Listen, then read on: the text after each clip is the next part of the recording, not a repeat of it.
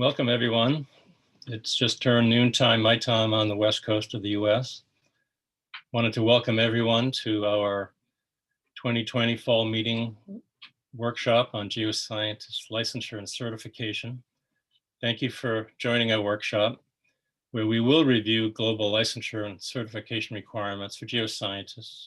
Just as the title says, we have representatives of 5 organizations to present information on their programs to you today. And each of them is listed here on our first slide, which will repeat after each speaker, so you can capture web addresses and so on throughout our 2-hour workshop with you. The first, just going down the list here, I'm Will Ernst, speaking to introduce the workshop, but also first speaker discussing the National Association of State Boards of Geology. Second up will be Bill Godwin with the Association of Environmental and Engineering Geologists. Third, we have a substitute, Adam Heft, will be speaking for Aaron Johnson, who was unavoidably detained today. Adam will speak for the American Institute of Professional Geologists.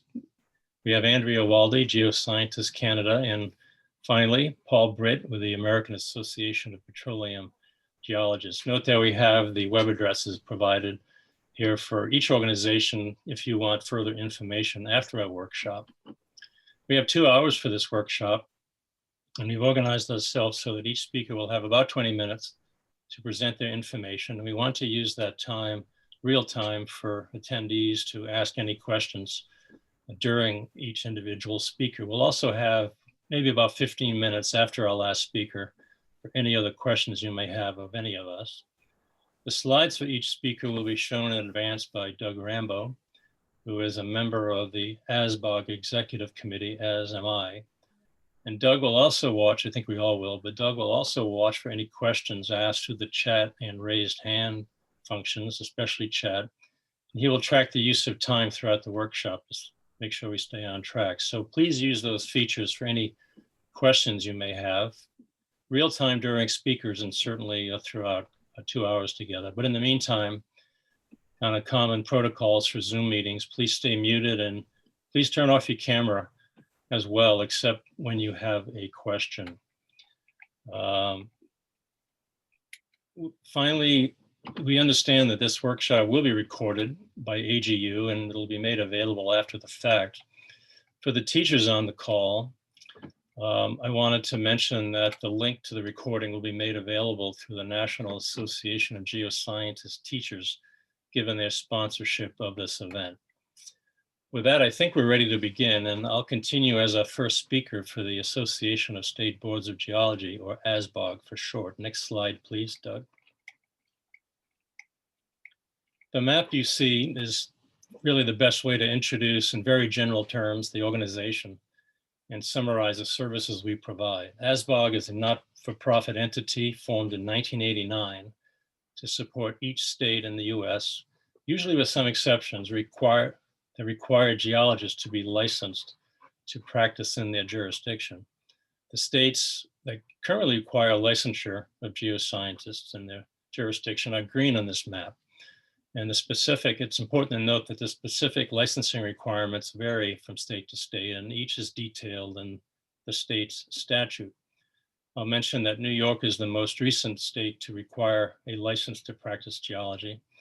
This statute went into effect just a few years ago after about a 20-year effort to put in place the legislation for licensure. The license to practice geology is comparable really to the licensing of nurses, lawyers, engineers, or really even driving a car. It represents the formal permission granted by a state to practice, in this case, geology. While licensure requirements are similar from state to state, I can't emphasize enough that anyone wanting to potentially work as a geologist in a green state should first learn about the specific requirements for that particular state, because they do vary. However, all licensure states require a degree from an accredited university and completion of certain courses, for example, mineralogy, structural, stratigraphy, and so on. I'll emphasize that if an applicant is missing a required class, the state will not be able to issue a license. So it really pays to do your homework long before first thinking about needing to apply for a license, because you want to make sure that the classes you take do satisfy a state's requirement.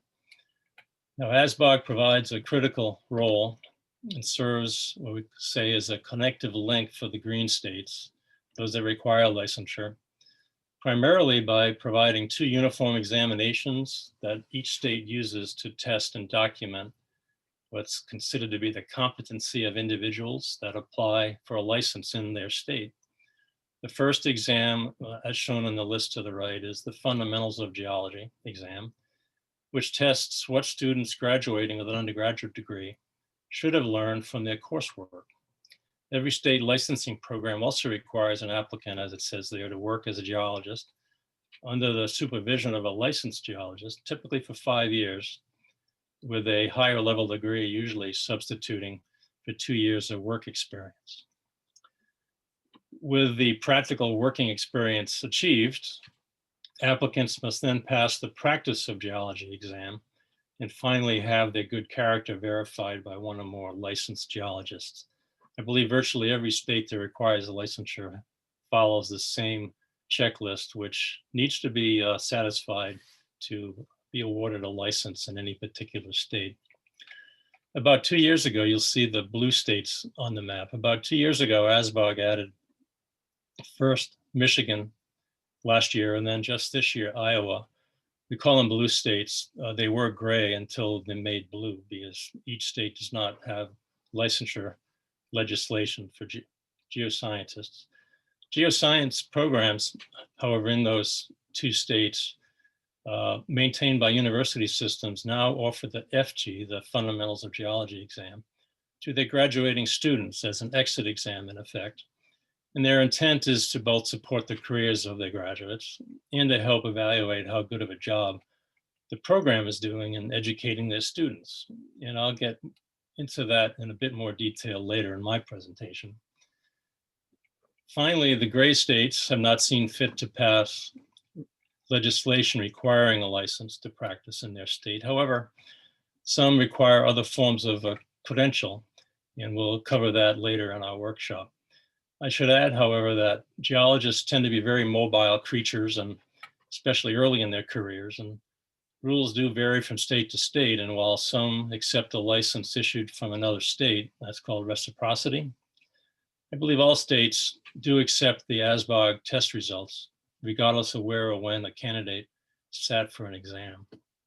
Again, it's the same exam provided by Asbog to all states. States that require a license to practice geology do exempt some forms of the practice. For example, exemptions are usually provided for in the state statutes for mining, petroleum, and also for being a faculty at a university, as long as that person does not consult on the side. Next slide, please, Doug. The next 2 slides depict how Asbog bills and maintains the FG and PG exams. Both slides will look very similar. This slide is for the FG exam. Asbog bills the content of each exam focused on different aspects of geology, called content domains, as you can see there. The questions that make up each exam, and there are 140 questions in the FG exam, the Fundamentals of Geology, and 110 questions in the Practice of Geology exam. Those questions are spread among 8 content domains, basically subdisciplines of geology, based on these rough percentages. And I think you can see on the slide the categories of the subdisciplines, the common things that you typically see in every geology program at university. The percentage distributions are based on a survey that's sent out every 7 years or so to thousands of practicing and academic geologists throughout North America. This survey is sent to a very large sample of the geologic community and allows Asbog to determine the relative importance of each subdiscipline of geology, whether in the academic setting or in the practical world. This information is then used to populate each exam with questions selected to roughly match those percentages. I'll add that Asbog uses a statistically robust built-in suspenders approach to its work to support the states. The exams released by Asbog are proctored by each state on the same day each spring and fall. In parallel, each spring and fall, Asbog convenes roughly 50 volunteer subject matter experts called the Council of Examiners, who meet typically in person, although not this year, to review each question in each exam. Council Examiners, the COE, make sure that the details of each question and set of possible answers are up to date. And the COE also reviews how each question is answered by those seated for that exam.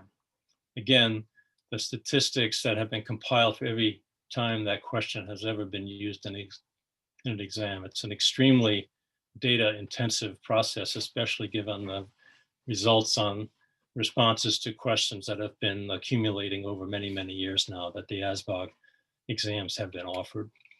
We make sure that the exams and the processes supporting each exam administration support the state's legal obligation as the licensing authority. And our process helps make sure that exam administration and results are defensible in court if necessary. We're currently offering the examinations in paper form, and we're beginning to move the process to computer-based testing, which is really common for many in the university system already. There are many benefits and many challenges to converting to computer-based testing for exam administration, and our schedule has this switch occurring in 2022. The next slide shows question content distribution for the practice of geology exam. But similar looking, but a different mix from that maintained for the FG, the fundamentals exam. Next slide, please. Reflecting survey results for geologists well after graduation. Back up one, please. I'm sorry. Asbog has been able to mine, this refers to the bottom banner on the slide, been able to mine the data compiled from thousands of exam results in what we call the Curriculum Performance Assessment Tool, or CPAT.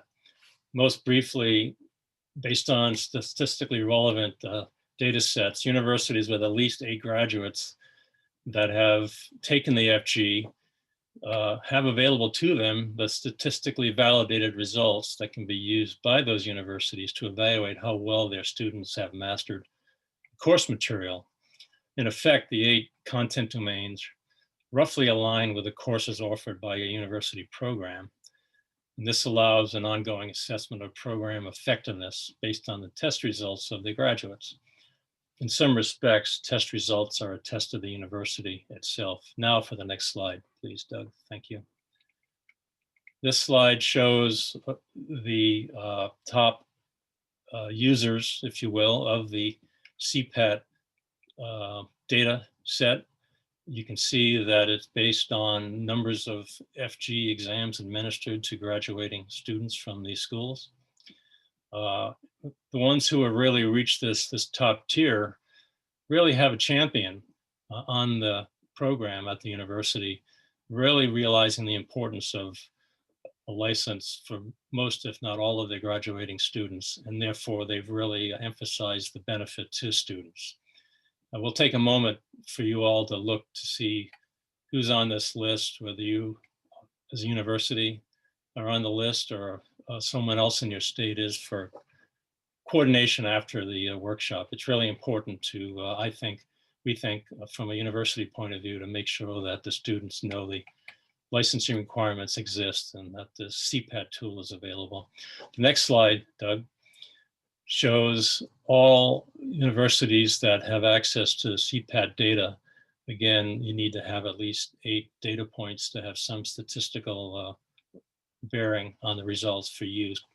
And you can see the number of universities in blue that have recently been added to the list, meaning they've achieved the number of 8 graduating students who have taken the FG exam. These results are strictly controlled, both to protect the identity of individual candidates, but also to prevent the spread of discrete data between universities. Our purpose is to support individual universities that want to assess their programs and therefore provide the best possible support for their graduates over time.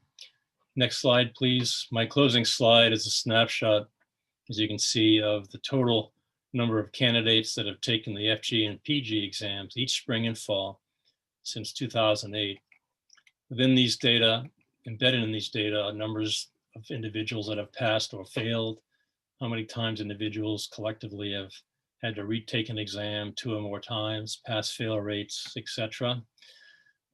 You can see that in 2019, approximately 1,600 candidates sat for the fundamentals exam and roughly 750 sat for the practice exam. Given the disruption due to COVID-19, 2020 will be an outlier for what has been a generally increasing trend in candidates sitting for the Asbog exams. And over time, it's become a huge data set useful to states and universities alike. This has been a brief overview of Asbog, and I've left out a lot of details that might be of interest. Please visit the website, which you'll see again on upcoming slides for more details. And we certainly have time for some questions now specific to Asbog before we move on to the next speaker. So does anyone have questions through chat or otherwise for me on Asbog?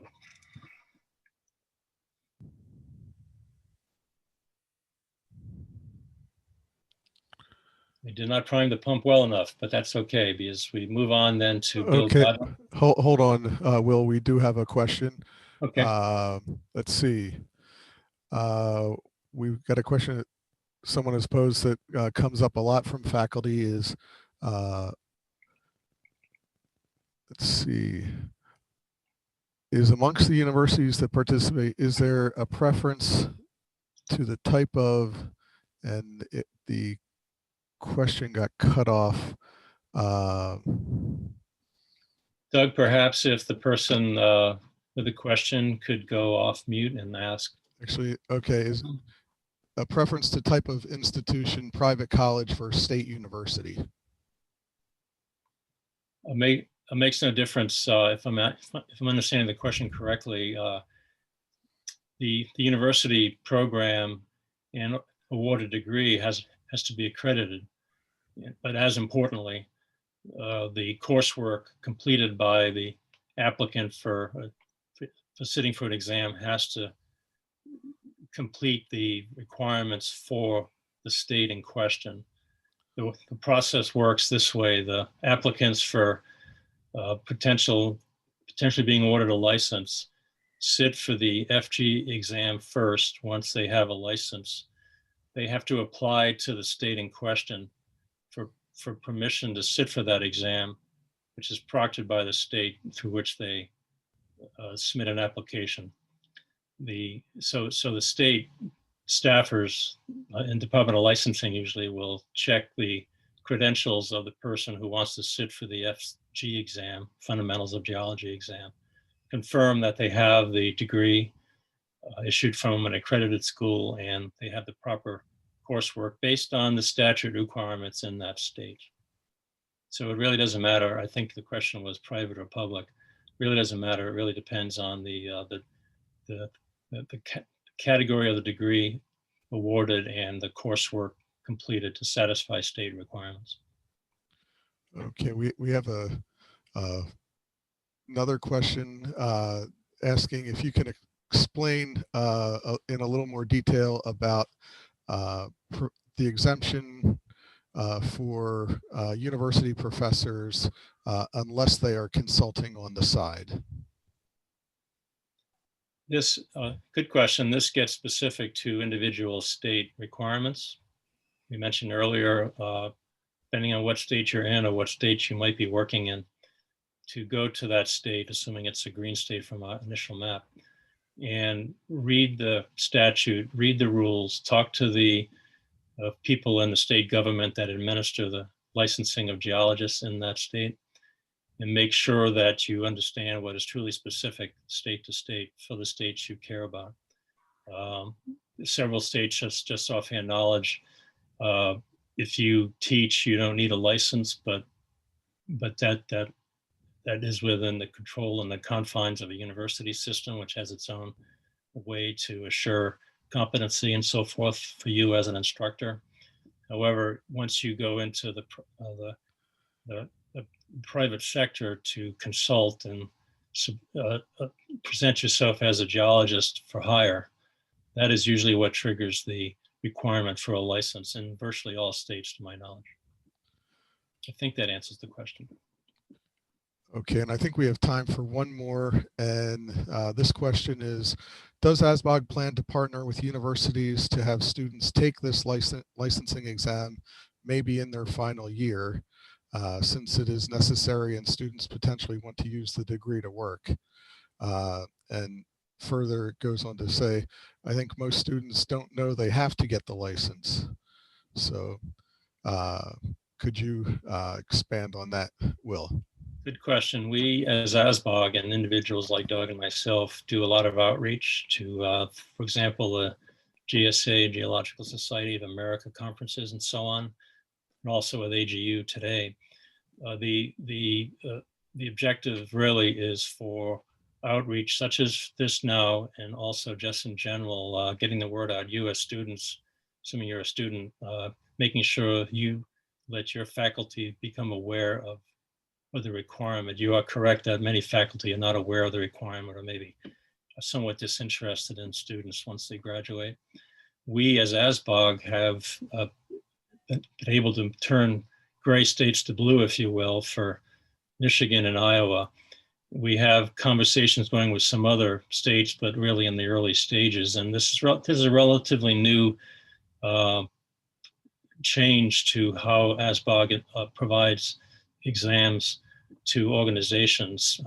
We've determined that university systems certainly have the qualifications and the control systems in place to receive and administer the Asbog exams, much like the Green State does. You know, we're always looking for more interest from other state school systems. It's typically at that level, at a state level. It could be a private university that wants to do it also. But to be able to provide exams, we go through a process of contracting because it's a formal relationship for Asbog to provide an exam to any party, including a university.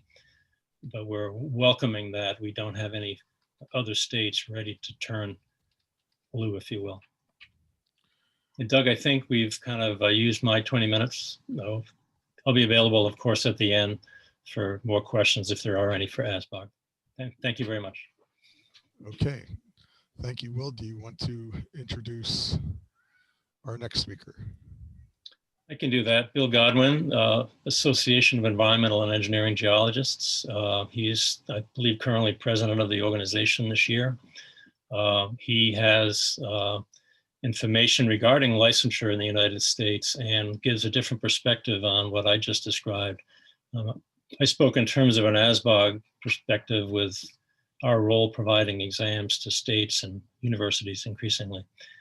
Bill will highlight the challenge that many states have in maintaining requirements for licensure where they exist. So Bill, turn that over to you. Thank you, Will. Welcome, everybody. Again, my name is Bill Godwin. I am the current president of the Association of Environmental and Engineering Geologists.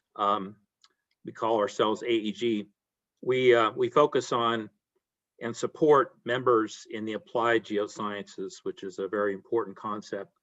So today, you've learned a little bit about what requirements there are, both in school and exams and character to become licensed. And you, assuming you go through those steps, you worked hard to gain the experience and pass the exams and become licensed to practice as a professional geologist.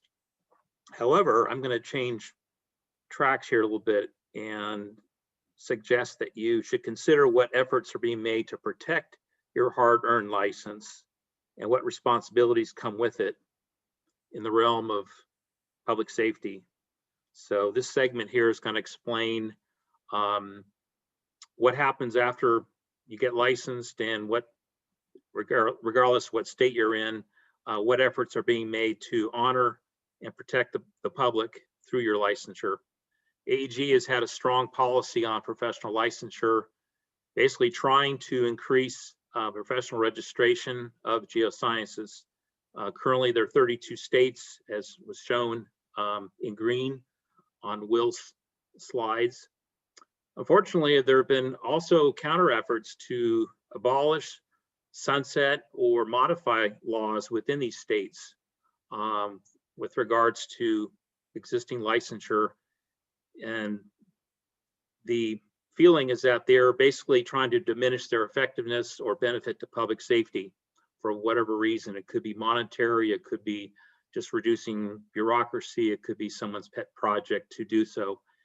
And so we're trying to track these efforts in as many states as are trying to track these efforts in the many states is not enough, as sometimes by the time you or someone within a state hear about a bill that's going to reduce the licensure impacts, it may be out of committee and on the floor for a vote. And so the importance of early tracking of a legislative bill, now this is on the state level, not the federal level, state level, talking with legislators and taking action is of utmost importance for our profession and the practitioners of geology. Next slide, Doug.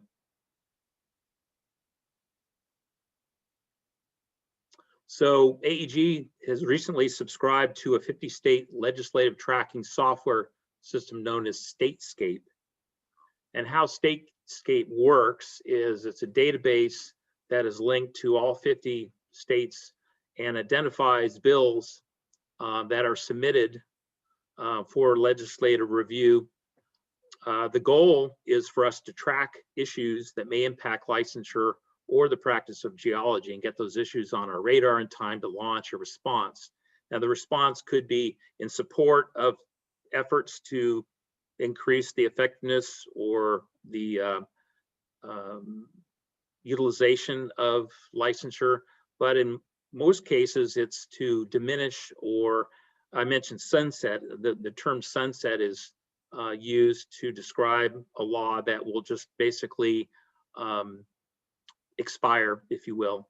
And so we want to be on top of these issues so that we can take action. And the process uses a series of keywords, Statescape, that tracks these bills. So if a bill has particular words in it, that not a broad word like geology or earth science, but something more specific with regards to, say, wells, installing water wells, or landslide risk, or keywords like that, they flag the bills, and then these bills are then sent, the text of them are sent via email to a receiver, and the receiver is someone who then can find out where what state this is basically coming from, what area or what area of practice it's effective or that it's linked to, and they then send this to the appropriate volunteer manager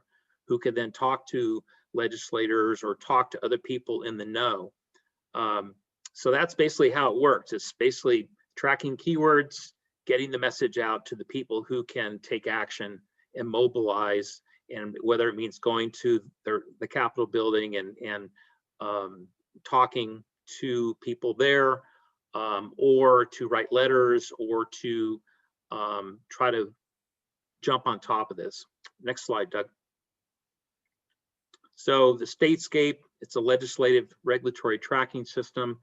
The map on the right-hand side is not related to the licensure map that will show. This is basically, it tracks when legislative sessions are happening, whether they're special sessions, whether they're recess, and this changes all over. Every state is different. And so there may be a state, that was gray on Will's slide, that there's people who are saying, look, we're seeing all sorts of problems affecting development or clean groundwater, and we're seeing a lot of untrained and substandard geoscientists practicing. We're seeing lots of lawsuits, and so there's a movement afoot to try to establish licensure in the state. And so we want to know about that and get behind it and provide the support that the people need. Next slide, please. So the system has been in place for many years, but we started it approximately a year ago, last fall, and just through, I think, the middle part of this summer in 2020, almost 200,000 bills have been analyzed, and 394 of those have been tracked because of these keywords. Next slide. And so this is just sort of a running total here. And you can see the issues, and these are sort of the keyword, some of the keywords. I think we use something like 60 or more keywords. The more keywords there are, the more bills have to be analyzed. But we can use terms like borehole or frack or gas, and certain bills come up in certain states where there's issues related to it. More importantly, and for the subject of our workshop today, is how many bills come up that have something to do with licensure of geologists. And in 2020, we have 388 bills.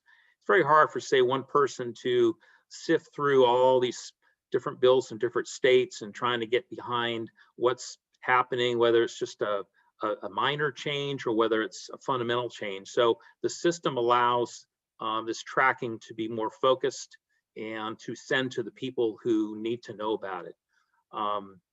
So of the 388, 42, there's actually been some bills that have passed for good or for bad, as shown on the right-hand side there. Next slide, please. So just some examples where the LTS has been useful. There was a bill proposing the creation of a board of professional geologists in the state of West Virginia.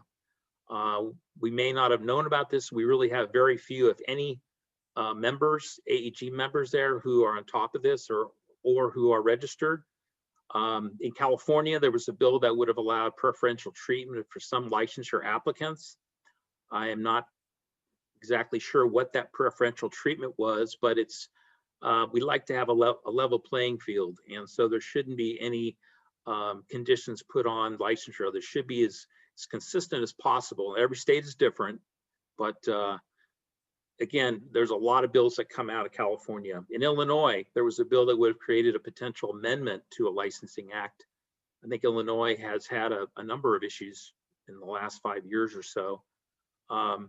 So again, Statescape is there to help to notify us of a problem or an issue and to take action. Next slide, please, Doug. So currently, the volunteers we have within AEG and elsewhere include someone in all 33 states.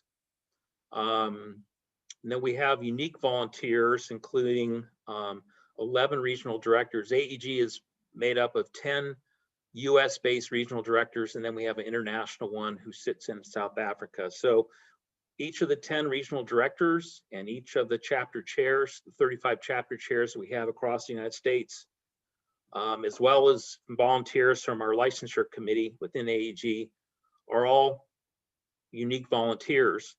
We only have, however, 26 standalone volunteers who have identified themselves and who have helped us out. We want to increase that. This should be more like 100 or so that we can be more effective. You don't have to be an AEG member to become a volunteer. You should be a licensed professional geologist in some state. So this is sort of a reach out for your support.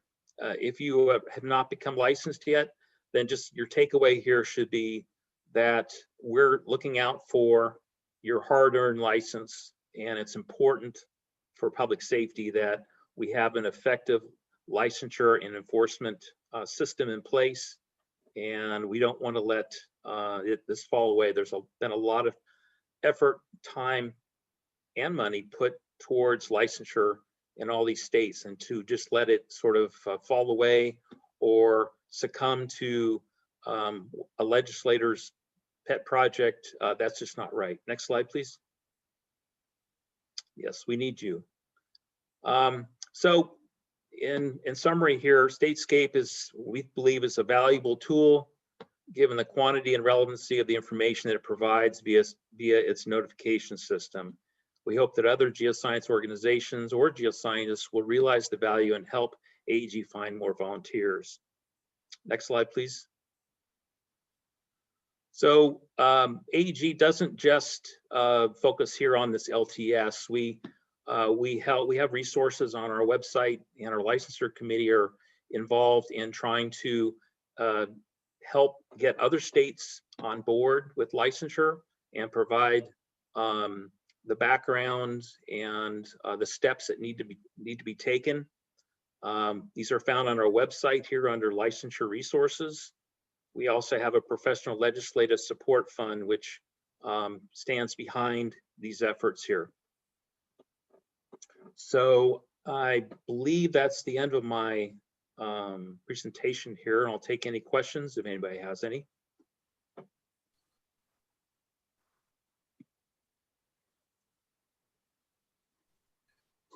I believe that's it, Doug. Okay, I'm not seeing anything come up on the chat right Okay. now. Doug, we had a question which I was getting ready to type a response to, but it's more pertaining to licensure.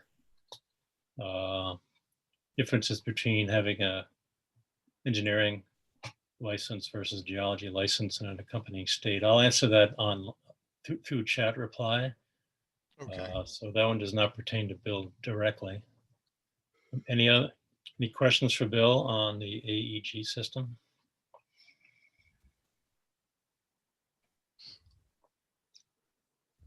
Thank you, Bill. Pleasure. I guess my role can be to introduce each speaker in turn. As I mentioned earlier, Aaron Johnson, currently executive director, I think his position is with the Aapg, can't be with us today. Adam Heft, who's a former president of the organization, is available. And we changed gears a little bit. The first two speakers, Will and Bill, emphasize licensure in the United States. We're going to change gears a little bit to focus on certification as opposed to licensure. The distinction being licenses are issued by governments with all the authority and enforcement potential from a government. Certification really comes from a different need and perspective, pretty rigorous in its own way, but to be distinguished from someone having a license per se. Adam will also broaden the perspective to a more international flavor. Adam, to you. Thanks, Will. So my name is Adam Heft. I'm, as Will had indicated, a past president of the American Institute of Professional Geologists, or AIPG, and I'm the incoming national editor for the organization starting in January. And I'm situated in Michigan. So next slide, please. So what is a recognized professional organization, or RPO, also known as ROPO, or recognized overseas professional organization? Basically, it's an organization, there are a number of them, and they have generally similar requirements regarding typically education, credentials, their professional standards that they establish. Ethics is another big one, particularly for AIPG. But very importantly is that the organization has the authority to discipline its members wherever they happen to live or work, which is a little bit different than a national license, or excuse me, a state license. Typically, the enforcement for that resides only within the boundaries of that particular jurisdiction. Next slide. So these are a number of different organizations that are listed here. All of them, as I said, have similar requirements, but why is the certification necessary? Typically, it's related to working in the mining sector, not exclusively, but for much of the requirements, a competent person is required when making a report on tonnage or grade of a deposit, for instance. And the certification of the individual by the organization attests to that person's competency in their field of practice. For instance, I am an environmental type geologist. I don't work in the mining field, so I couldn't practice as a mining geologist. I would have to go back and be essentially retrained for that. So that's one of the things that kind of comes up. When you're representing to an investor or group of investors the details of a deposit, this is where it really comes into play, where you need that certification. It also is a means, the certification, it's a means of establishing the professional credential, particularly where licensing is not available. There are some states and other jurisdictions where there is no professional license. Michigan is one, Alaska is one. I'll get into that in a minute. Next slide, please. So as I say, Alaska, for instance, does not have licensing. Certification, though, is a requirement for that state, basically to do certain types of work. It's almost in lieu of licensure, if you will. In Michigan, we also do not have licensing. You'll recall from the maps earlier, Michigan's a blue state, where the fundamentals exam was offered, but we don't have the licensing. However, the Aapg CPG credential, the Certified Professional Geologist, that's Aapg's credential primary, that has been written into the legislature for certain types of reports where you're allowed as a CPG or a professional engineer. Those two designations allow you to sign certain types of reports in lieu of licensure. The certification also provides a measure of protection, both to you and your client, that the work is being performed by an individual according to professional standards. So it is a kind of insurance mechanism in a way that you don't have somebody out there that is not qualified to do the work. Certification is also a basis for comity between various member organizations. Again, I'll get to that shortly, where an individual that has the certification, say in the United States, through Aapg, working in Europe, there are separate requirements there. However, the CPG is recognized by the European Federation of Geologists, for instance. It makes it much easier to be able to go back and forth between different jurisdictions. Next slide.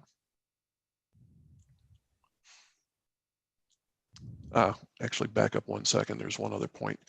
The other thing is that the certification often will have greater value, or it may have greater value in various courts of law in the United States because it's issued by an independent agency.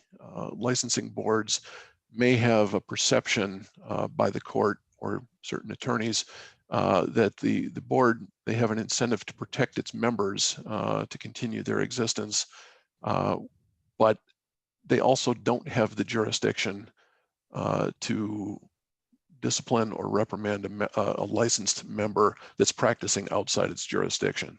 For instance, I've got licensure, say, in Kentucky, and if I'm practicing in Florida and I don't have the Florida license and I'm doing something wrong, Kentucky can't necessarily discipline me for that. Next slide, please. So some other reasons to join the professional organizations. And these reasons shown here on the slide are generally true of all professional organizations, not just Aapg. But one of the things, for instance, the second bullet here, various individuals, particularly state geologists, can't directly approach a state legislator regarding issues or potential legislation. That's something that certified members of these organizations are able to do, go directly to the legislators, perhaps on their behalf, and discuss these issues. And then the professional organizations, the RPOs, including Aapg, they may serve as a third-party manager of other geoscience organizations.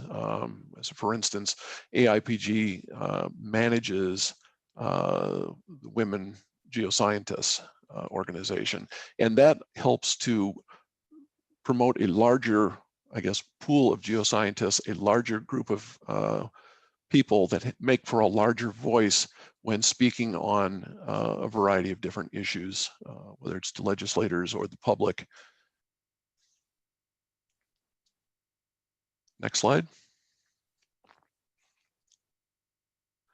So these are some additional organizations in different parts of the world. As I said, Aapg has reciprocity agreements with a number of these. I gave the example with European Federation of Geologists, Geoscientists Canada. Basically, it allows people with the certification credential to move basically between jurisdictions and be recognized as a competent person. That's pretty much all I have. I'll take any questions.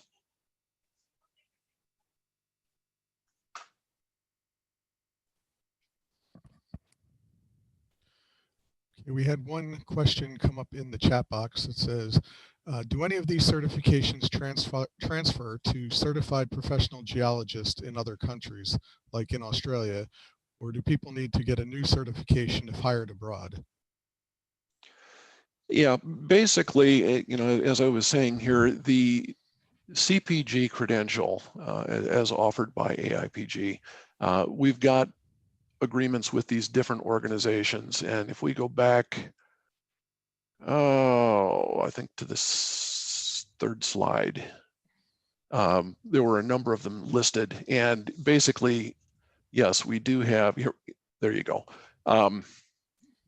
JORC, for instance, in Australasia. You know, there are agreements in place, and while there may be some additional paperwork that still needs to be completed, the CPG is recognized. You do have additional requirements, though, that you have to meet. One of the big things that currently is an issue concerns continuing education. As it stands, the CPG requirement does not have a requirement for continuing education, although that is under discussion at present. Some of these other organizations, in particular, Geosciences Canada, EFG, and several of the others do have a requirement. So in order to meet the requirements of those particular groups, you do also have to have the continuing education. You have to meet that.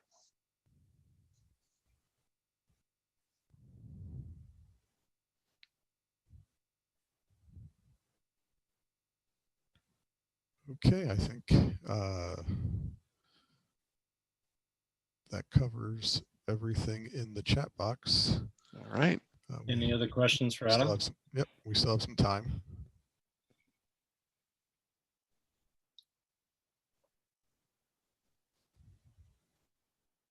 Hearing none, we show the list of speakers again, and Andrea Waldy is next, representing Geoscientists Canada. I believe your title is Executive Director or similar. CEO. And can speak to the specifics of Canada. All right, can you hear me okay? I hope. Yes. Okay, well, thank you very much. Hi, everyone. I'm really glad you're all able to join us today. I'd like to thank Will Ernst and Doug Rambo for inviting me to participate in today's workshop. And on behalf of the Board of Geoscientists Canada and all of our members, the professional geoscience regulators in Canada, I'd like to thank all of you for the opportunity to tell you a bit about professional geoscience and licensure requirements in Canada, as geoscience really is a global profession. So a little bit about myself. I'm coming to you today from Toronto, Ontario, Canada. And I've been working as a geoscientist for almost 35 years now. And my background is in mineral exploration, and I'm a licensed professional geoscientist in the provinces of Ontario and British Columbia. So geoscience is a licensed occupation in Canada and licensed in the interest of public and environment protection. This includes both the protection of the health as well as the economic well-being of the public. The term geoscience includes all areas of practice such as geology, geophysics, petroleum, environmental geoscience, hydrogeology, and so on. So to practice any area of geoscience here in Canada, you do need to be licensed. Geoscience is a licensed regulated profession in 11 of 13 jurisdictions, the provinces and territories of Canada. Each province or territory has its own enabling legislation, which provides that jurisdiction with the legislated authority to set licensing requirements, set practice standards, including an enforceable code of ethics, and to have a complaints and discipline process, which includes the ability to remove a license holder's right to practice geoscience in the jurisdiction if appropriate. Now, that would be an extreme. It would have to be something very egregious, but it can be done. So it's not just the loss of the title, the designation professional geoscientist, but it's the actual right to practice geoscience. The regulators, as I was listening to other discussions, all these little points were coming up, and the regulators here will enforce regardless of where the geoscientist resides. But of course, if you reside outside of their jurisdiction, they're not going to be able to take away the right to practice wherever you are. It would just be within their own jurisdiction if it came to that. The logos of Geoscientists Canada's members, the regulators in each jurisdiction, are found in the bottom of the slide. Quebec, located in Eastern Canada, although not currently a member of Geoscientists Canada, is also a regulated jurisdiction.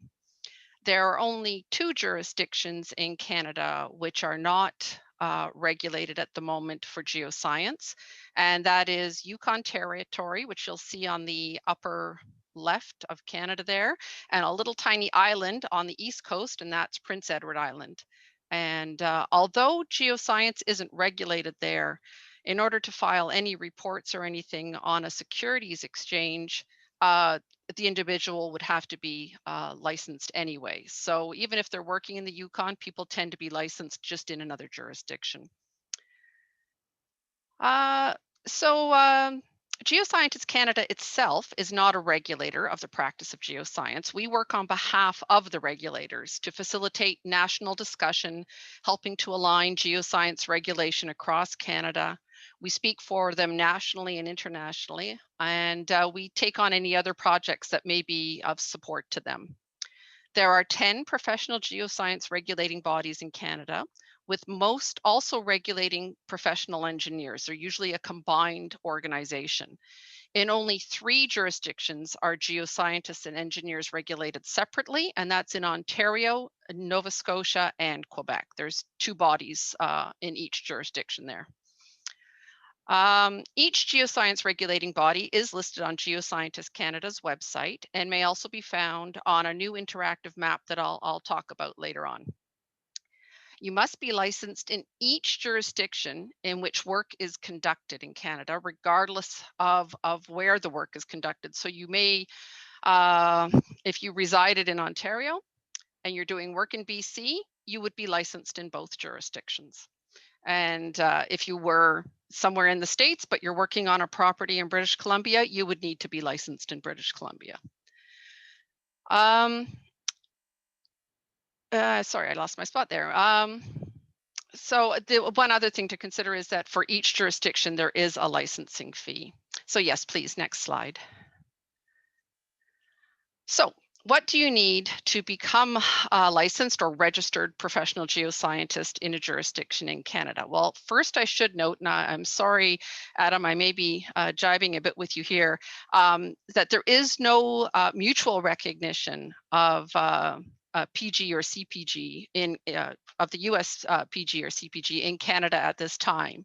Everyone who wishes to practice in Canada goes through exactly the same licensing process, whether you're from Canada or anywhere else in the world. And the licensing requirements are, it's really 4 things, but it's the devil's always in the details. So a 4-year Bachelor of Science degree in an area of geoscience or its equivalent. There are specific courses that are required. The educational requirement specifics can be found in a booklet that's up on your screen there called the Geoscience Knowledge and Experience Requirements. And it's also on a self-assessment website, which I'll be showing you on the next slide. University transcripts must be provided directly from the educational institution to the regulator.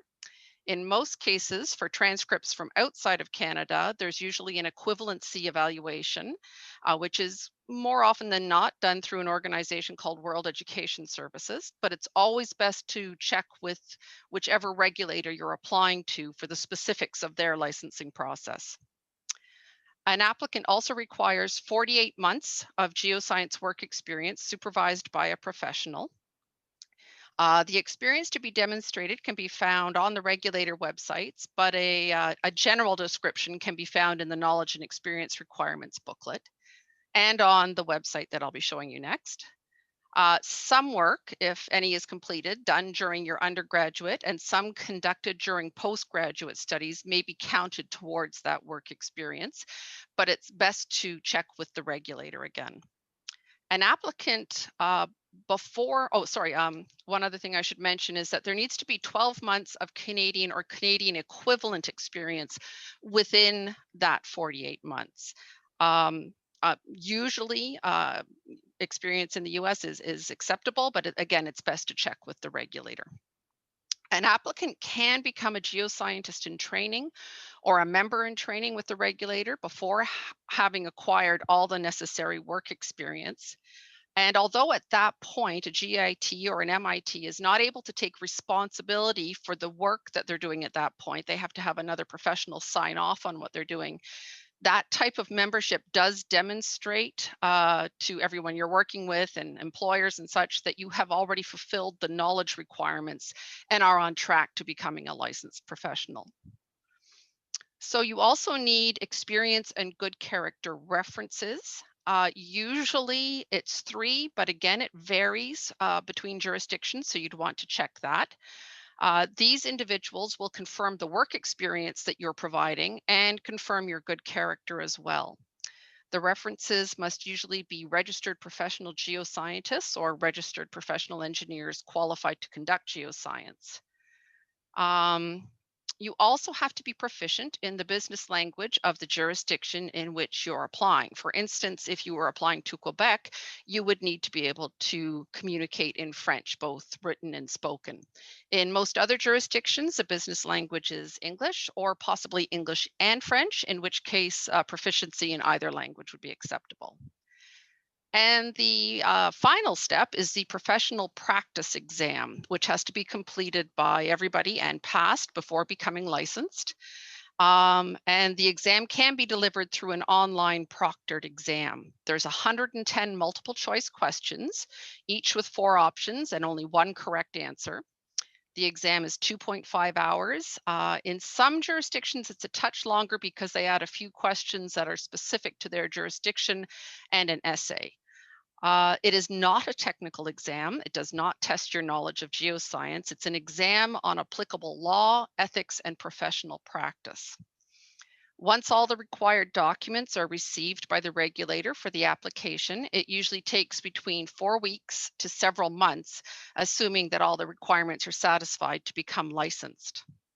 The good news is, once you're licensed in one jurisdiction, it is very simple to become licensed in any other jurisdiction.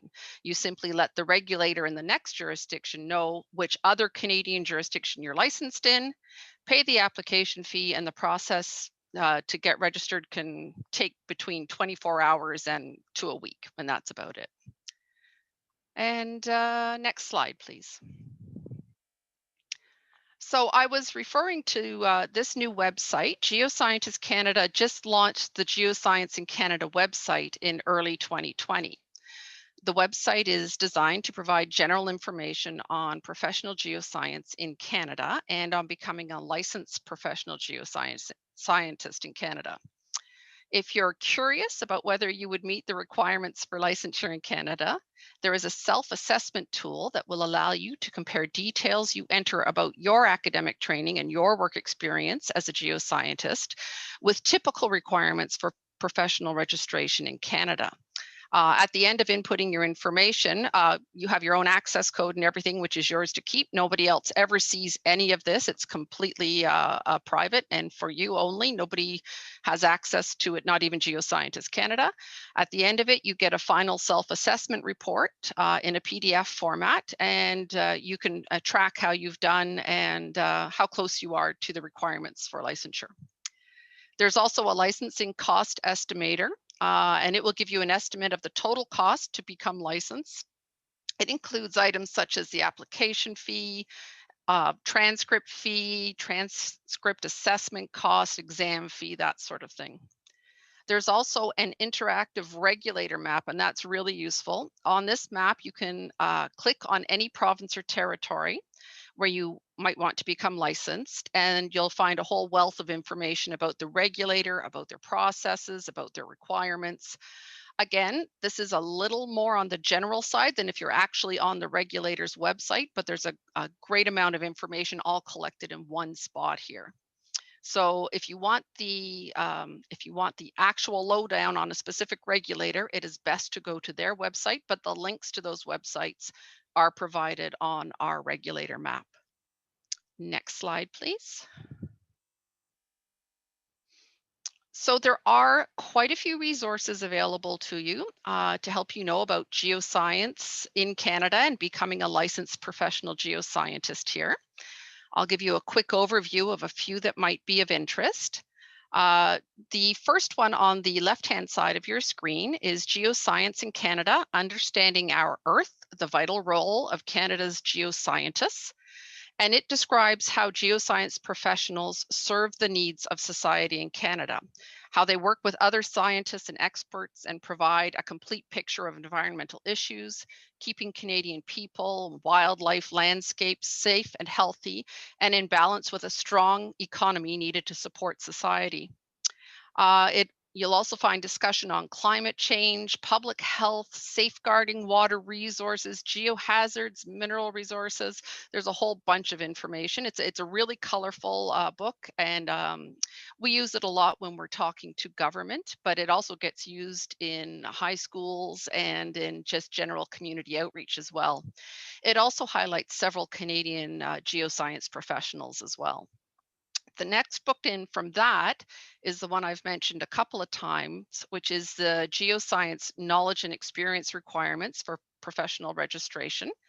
And it's used nationally by all the regulators. They all follow the guidance in this book. There's just very slight variations, which is why you always want to go back to the regulator.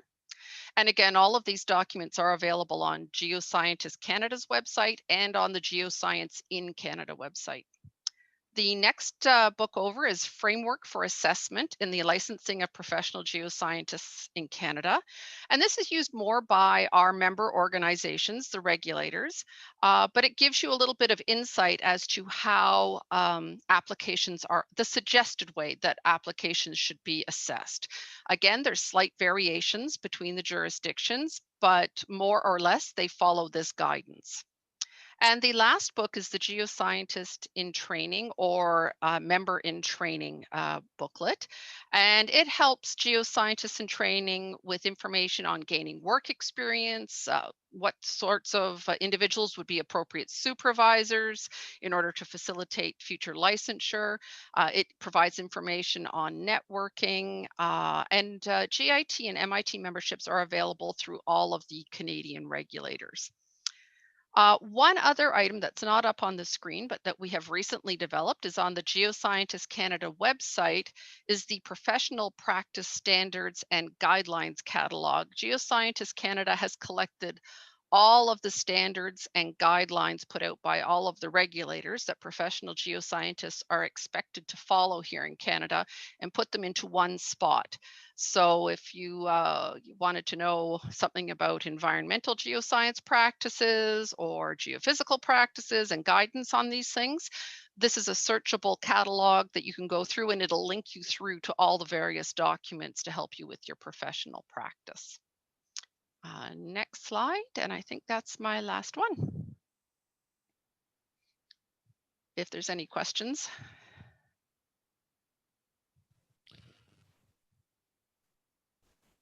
Okay, I don't see anything that's come up for you, Andrea. Okay.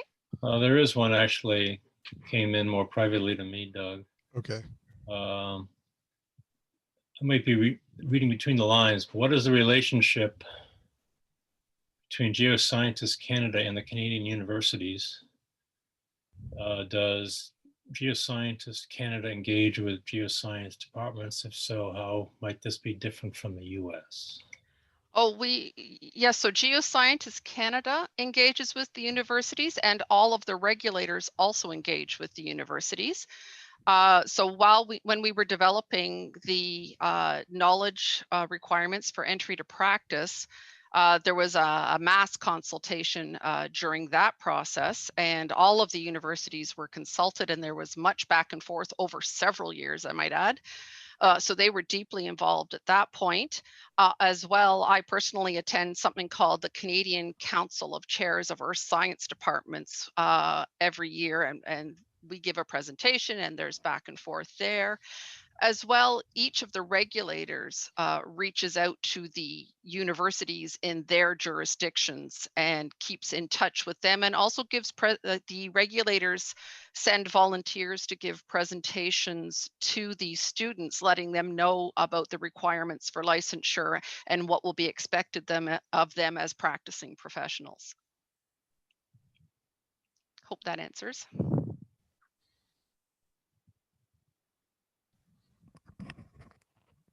I just had a private message. Yes, that is getting to the heart of the question. Good. Yeah. I will comment, this is Will. The parallels, I guess regulators tend to view things the same. Mm. I tend to view a lot of this through a liability lens. When a organization issues a license, they're implicitly recognizing that the person with that license has to be accountable and competent enough to not find themselves in a libelous situation. So it really is great parallels, I think, from your description, I think, Andrea, with what we have for the green states in the US. Yeah, I agree. Any other questions for Andrea? We'll have a chance to come back when we're done with which I will introduce Paul while you go unmute. Paul with the Aapg, you can see it there, has several certification programs to introduce for us, both from a kind of a more US orientation, but also very much international. And so Paul, take it away. All right, thank you, Will, and thanks for inviting me to sit in on this workshop. And thanks to all the other speakers and to the participants that are here to hear what we have to say. The American Association of Petroleum Geologists, and I'll just call that AAPG from this point forward, was originally established in 1917 with the purpose to promote the science of geology and its application in petroleum exploration, which was a comparatively new field at that time. There was a lot of people practicing geology and geoscience who weren't qualified, and so this was an opportunity to both share science and establish some level of credibility. In order to be a member, you had to have a degree in geology, you had to have sponsors in, I think 3 at the time, and that's only been relaxed recently, and I'll get into that. As well as, other criteria, and all members have to adhere to the Aapg Code of Ethics, which is available on the website. The certification was established in 1964 in order to basically upgrade that qualification, where members could be recognized for having established experience and standing among their peers, showing their professional experience and knowledge, and they're also focused on their professional and ethical practices. I'll get into the application process and expand on that shortly. At the time in 1964, there were few or possibly no North American government licensing boards, state boards that recognized geoscience as a profession. So it was a way to establish some credibility to the professionals who'd reached a certain minimum number of years of experience, educational requirements, and peer review. So on those comments, I would say that I've been a member of Aapg since 1980. I think my certification was in 1987 at the recommendation of the fellow that I was working for in the early 80s, who was also a certified member. And it's, like I said, it's just a way to try to establish your credentials and your capabilities in your profession and within your employer, as well as if you're looking for other employment or, excuse me, consulting work and that other types of work. I have used this certification. I'm also licensed in Texas and Louisiana right now, and I'm applying for a license in Alabama because those are places that I'm doing business regularly, even though it's not required for my petroleum practices in most cases. There are some applications where I do need to have a license in the practice of petroleum geology, but they're rare. The Aapg is about 25,000 members right now. That tends to go up and down along with the price of natural gas and oil. And the Division of Professional Affairs is the division tasked with, by the bylaws, of managing the certification process and oversight of the certified professionals. There's about 1,500, and there's 1,509 certified members right now in all regions and sections. There's 110 in the international regions, and there's 1,399 in the US sections right now. And if anyone has any questions about specific areas, I do have some numbers here, but I'll move on to the at this point in the talk.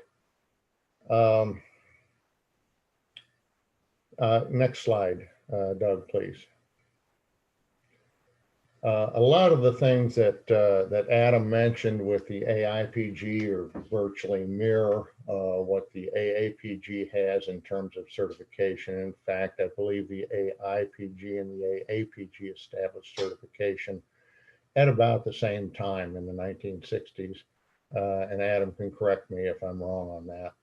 The requirements to be a certified member for Aapg is you must be an active member of Aapg and meet the qualifications for active membership, which include a geoscience degree from accredited or recognized university or institution of higher learning. It says there. It gets a little more challenging as we've expanded internationally with some of the schools outside of the US and North American school systems and recognizing those, but there's mechanisms for that, and the Board of Certification looks into that on each applicant to make sure that where they have a degree from is qualified. They must have at least 8 years of working experience in geology or geoscience with credit given for advanced degrees. That would be 7 years experience if you have a master's degree and 6 years experience, working experience if you have a PhD. Must demonstrate peer recognized and sustained record of high professional and ethical standards. And what that means is, as it says in the next bullet, you're required to get 3 sponsors to write recommendations to the board for your certification. And the questions that they answer not only point to your capabilities in terms of work experience, but also your professional demeanor and your ethical standing within their experience. There are exceptions in some cases for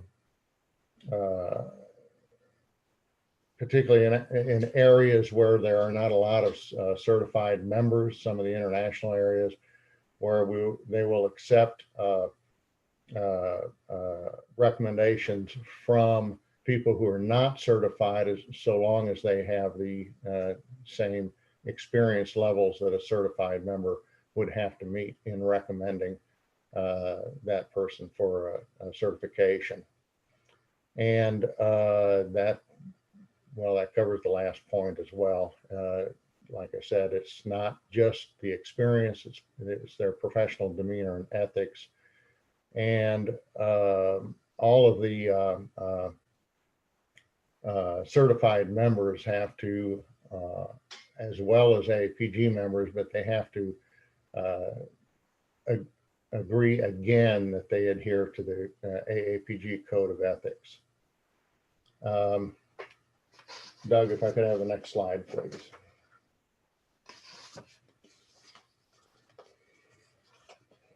There are some, as you'll note, the original certification does not require continuing education. It does not require any testing. Since so many of the certified members of Aapg also have licenses in 1 or more states, there was a board certified level established in the bylaws a few years ago. It has additional requirements beyond the certified level. An applicant must be a certified member already with an additional 5 years experience after they've become a certified member.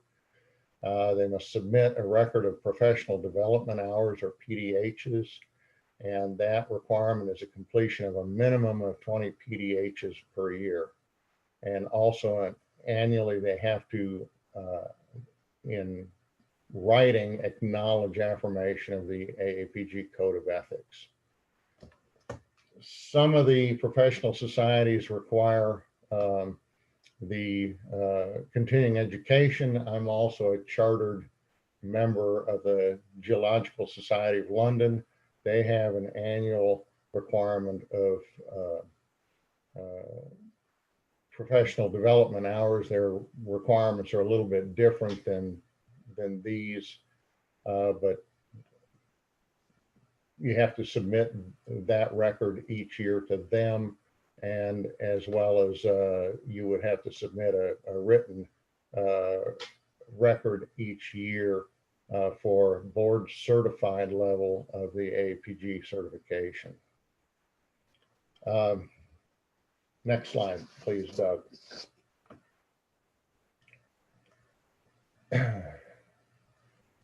We're working, what's in development is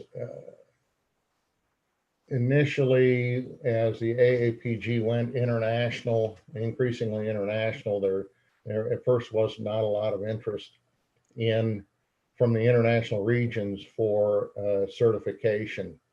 And recently, due to things like the post-Macondo era, there has been considerable interest from our international members for an upgraded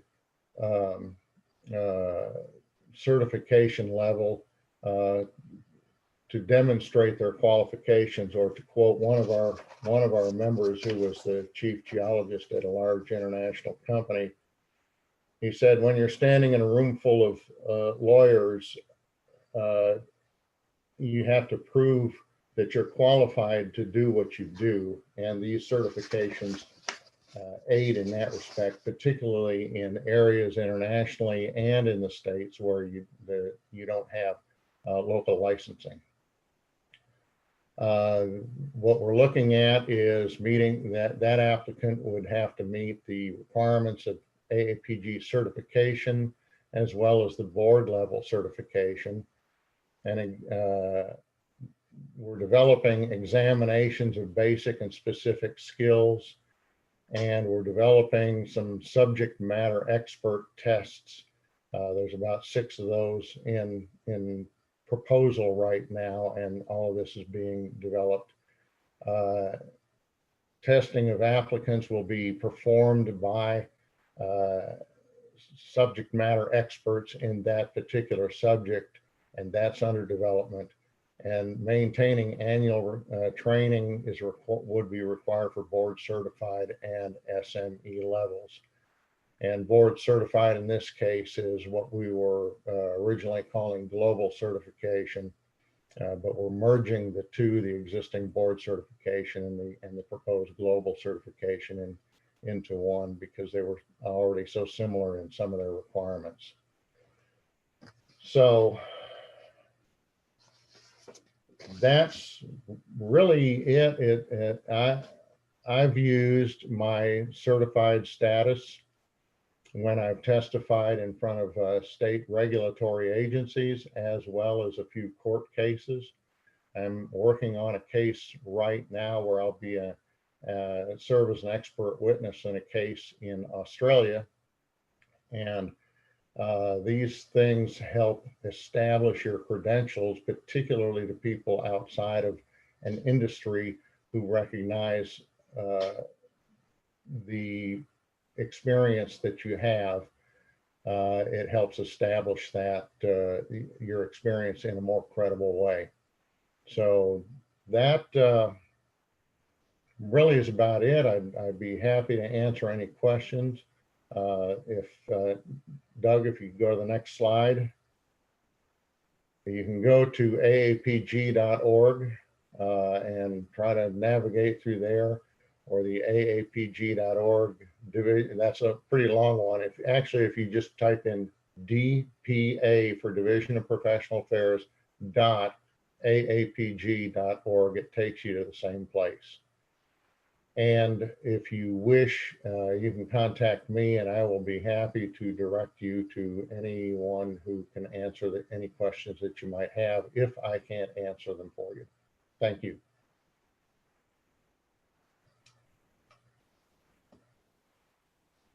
Are there any questions? I'm not sure I used up my 15 minutes, but so much of this ground was already covered that I think it's been a good overview of both licensing as well as certification by professional societies.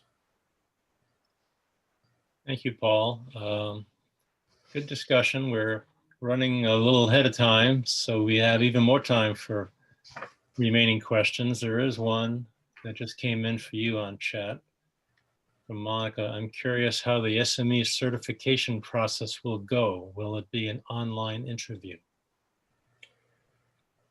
It's still in development, but we're actually looking at online testing.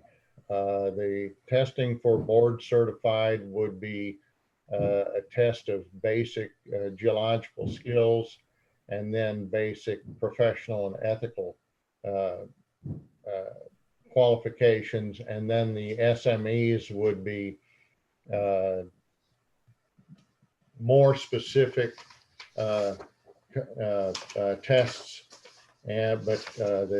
Using again the London Society as an example, they actually do in person when possible, and I think online when not, interviews with what they call scrutineers. The direction we're going is more in line with a written test, but then it is also subject to some interviewing and review by qualified people in the application process.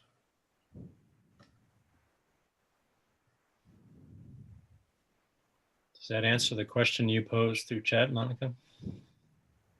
It's a yes. Some of the SME topics, and this is still in development. So I'm not sure I'm supposed to be saying this only because it's so early in development, but some of the topics would be resource and reserve evaluation and reporting, conventional resource evaluation, unconventional resource evaluation, well planning, well operations, and HSE.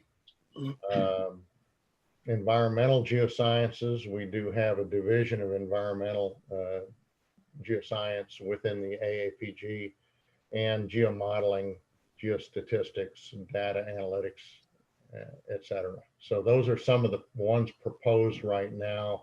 I don't know how it'll develop, other than to say that we're actively moving forward with it, and we should see something by the mid next year, which is our fiscal year end.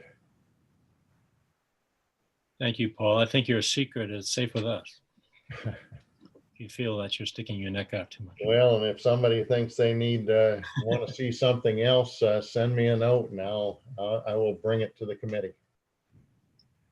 We had a question come in just to me, like another one earlier, so I'll read and try to interpret as I go. Specifically you, Andrea, it sounds like in Canada, the curriculum for BS degrees is fairly standard across the country. That might be overstatement, but Canada being a pretty diverse country. And it's very much tailored to becoming a professional geologist, at least that's an interpretation from what you've said. Maybe you can confirm that or give us a fine tuning of that statement, meaning whether or not universities really are tuned to the PG licensure requirement for those who practice post-graduation. Then the second part is more of a demographics, I think. What about students who go on to get a master's and PhD in Canada? Do they also get their license, generally speaking, as a default for the demographic? Or maybe I can add, for folks with more advanced degrees tend to stay in academia? There might be a subtitle to that question. Okay, thank you very much. Thanks for the question. So no, it's not like a standard offering across Canada. The knowledge requirements to become for entry to the profession are out there for everybody to know. We don't accredit universities, so they're not held to any specific line of courses. They will offer most of the universities will try to offer all the courses that are required to become a registered professional, but they'll also offer many others. And it's up to the student, and that's why we give an awful lot of talks to the students throughout their university time. We inform them constantly, check your courses, because if you want to practice geoscience in Canada, you're going to have to become licensed. You're going to want to make sure you have all the courses. Now, having said that, there's only a certain number of courses that are sort of completely fixed. And those are sort of the base level courses, the foundational courses, I should say. And then it starts to mix up, and there's lots and lots of selection and ways to put your courses together. So the university will have requirements to graduate with an earth science or geoscience degree. And the regulators have the requirements to become a registered professional geoscientist. And the student can do both. And so the universities usually put out that information, letting the students know what's required. And some of their degrees, they'll say, if you follow this line, we're pretty sure you'll be able to get registered. But again, we don't accredit universities. None of the regulators do. And at other times, it's just up to the students to make sure that they are following the track to become a registered professional, which is one of the reasons we created that self-assessment tool, because you can use that tool year after year and track your courses as you collect each one to make sure that you come out the other end with what you need. And as far as master's and doctorate students, postgraduate students, I would say, I mean, I don't have the exact numbers, but certainly most of the master's students, yes, they will come out and they will become licensed professionals and move on with their careers. Doctorates, it's really more of the Canadian chairs of our science departments who could give you better numbers on that. I mean, I certainly know lots of people who have their doctorates who are registered professionals, but I don't have the exact numbers of how many stay in research at universities and how many actually come out and go into the general workforce. But most people, you know, if they want to practice geoscience in Canada, they do get, well, it's a requirement to get licensed. So. Good answer, Andrea, very complete. The more I've done this licensure thing in the US, the more demographics and data matter to what you do next. Absolutely. I think from an Asbog point of view, we've been emphasizing university programs, including the CPAT, the Curriculum Performance Assessment Tool, use of the data that's generated through multiple people sitting for exams, EFG in that case. And, you know, there are still so many faculty members who are just not aware of the need for a license in more and more of the country, for the US and Canada, for their students who graduate. And tier 1 schools versus tier 2, you get a distinction in terms of the demographics of both the faculty and the graduating students. It's really a data-rich environment when it comes to licensure and certification. So thank you, that was a good answer, I think. Any other questions? We'd like to do, we do have more time. We still have a number of folks still on the line. Thank you for staying with us. Kind of want to do an open mic. Chat is a good function, but feel free if you have questions. I'm not talking about stand-up comedy here, but an open mic for any questions, bypassing the chat feature if you prefer to just ask it directly. So we'll take a few moments. Feel free to unmute and ask a question. Will, I did get a question given to me privately. The gentleman had to leave, and I could share that here. Okay, please. The question had to do with, because we had mentioned, a couple of us, that when you're going for work experience, some of your work that is completed while you're getting your post-secondary education, or while you're doing graduate work, might be used towards the required work experience. And the question was asking me, can I use work experience I get while I'm at the university doing my doctorate? My answer to that was yes and no. It does depend in Canada a bit on the regulator. Normally what the regulator is looking for is a separation of the two. So what they're looking for is you did perhaps a summer's field work experience, or went to work for a company collecting data, and then you brought that data back to the university. So you would count the 4 months that you were collecting data and actually working for a company or whatever it might be, but you would not count the time back at the university. Now, again, each regulator is a little different, and you would want to ask the regulator what they are counting. But generally, they consider when you're doing your studies, you're truly focused on your studies, and so they're not looking at that. But always best to check with the regulator to see what's allowable.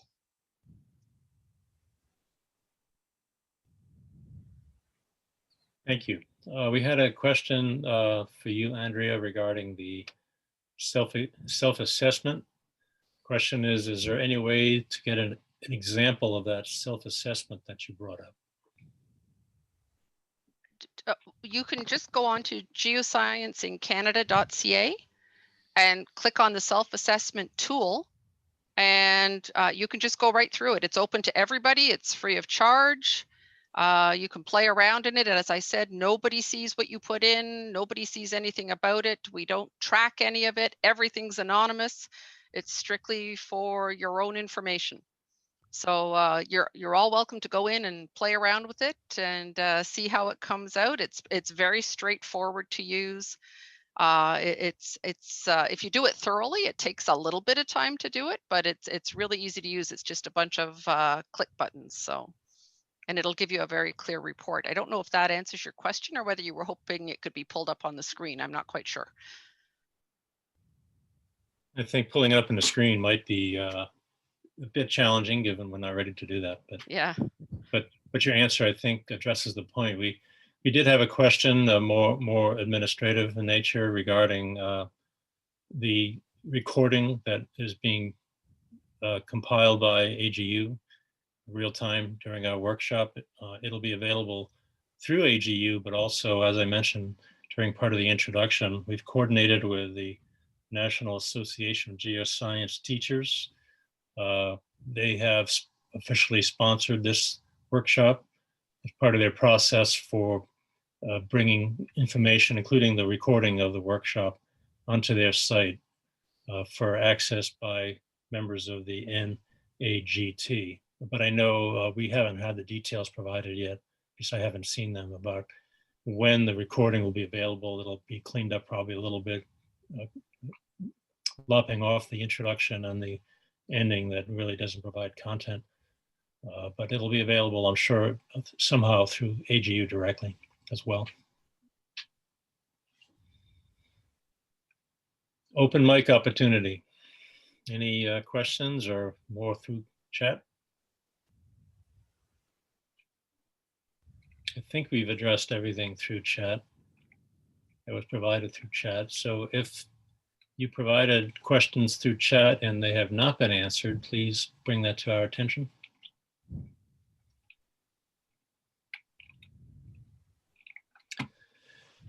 If we are done, going once, going twice, I wanted to thank the presenters for sure, Bill, Adam, for Aaron, Andrea, and Paul, for the AGU organizers, for you, Doug, for helping to administer the chat responses and also moving us through the slides, and also those obviously who called in and paid attention and asked good questions. We hope it has really been of value to you all. We're glad to have done it.